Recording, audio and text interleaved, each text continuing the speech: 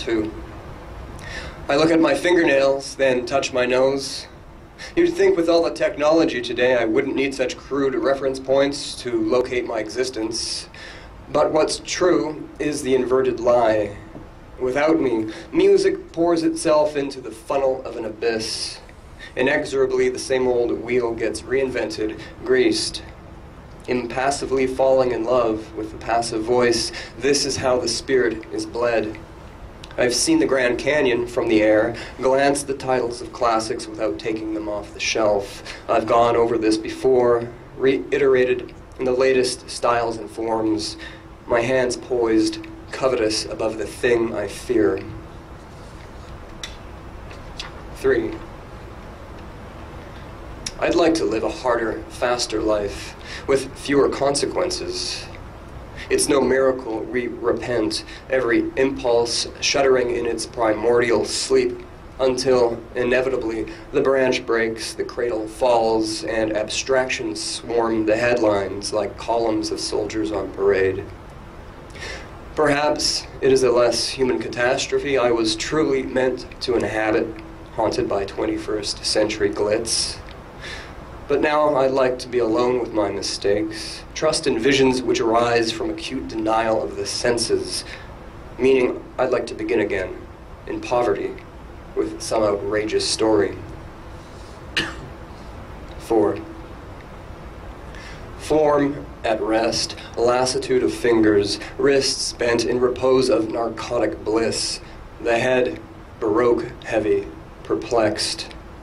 The trick is to stop trying, let the blood pursue its Faustian musings. Once our hands were mouths, our fingers teeth, and what we desired always just beyond our grasp. But lamentation is a sad excuse for sentiment. Today, something's either missing or gone to sleep, as if history were finally tired of coming round, leaving us to something far more sinister, ourselves.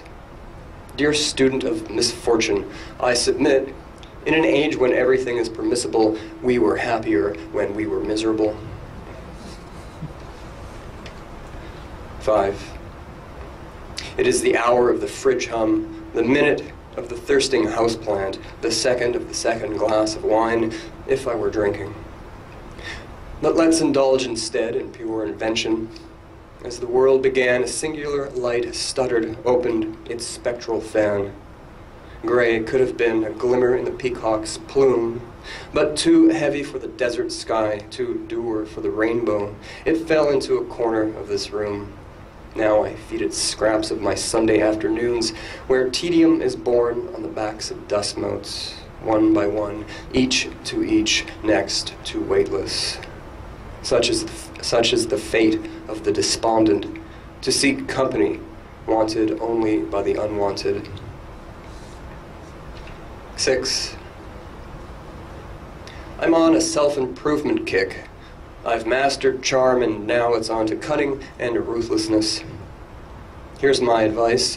Once you've satisfied the urge to travel farther than your own endurance, go trade your existentialism for the blues. This occurred to me in trickles, trembles, and one vertiginous leap. I'm willing to show you, though there is no pure evidence for anything, only a miserly circle of light closing its mouth around every sentient being. How shall I demonstrate? In the evenings, a blizzard of starlings descends, a debauched madness in the canopies of trees. Shrill notes come to insult the stillness, reminder of your 10,000 wasted lives. 7. It is likely I am poisoning the houseplants with cigarette smoke and sinister vibrations. The sun comes out, then disappears, an eternal game of peekaboo, whimsical winking of fortune and misfortune, rumors of rain or voices purling deep within cubist cathedrals of Precambrian stone. Stumble-footed, elevated, am I pilgrim here or impostor? Regardless, each morning I eat my synthetic breakfast, desiring the city's switch and shift of contours, its multiple frames of reference, thinking, brother, sister, I'd rather have a loyal friend, or better yet, fall in love with a stranger, with estrangement. 8. I searched the dictionary for hidden meanings, how we can know whether we know more than we think. But in the Academy's pathetic stains of language, odors of scholarship kill the mood with such indelible reasoning. Only the authors, if they were here, might speak of it, one of whom I watched fall inside the light. A solid fact, world to myth, a skull assuming her place in the implacable window glass, her name a mnemonic latch. Now a breeze crosses the hallway with pages in its teeth. Molecular event without consequence until it is ascribed to a feeling. And how am I for time? Okay, I will just skip to the last one. The bodies reach. This morning, we awake to someone dragging a mountain towards the airport and a rattling chandelier of birds. Overnight, leaves have articulated the dreams of every branch and twig. Palm fronds move as thinking hands unfold a crumpled sheet. Or a world inside the world, the touch inside of touch we are, but cannot feel.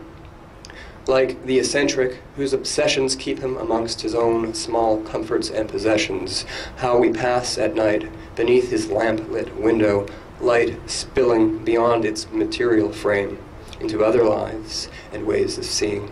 Thank you.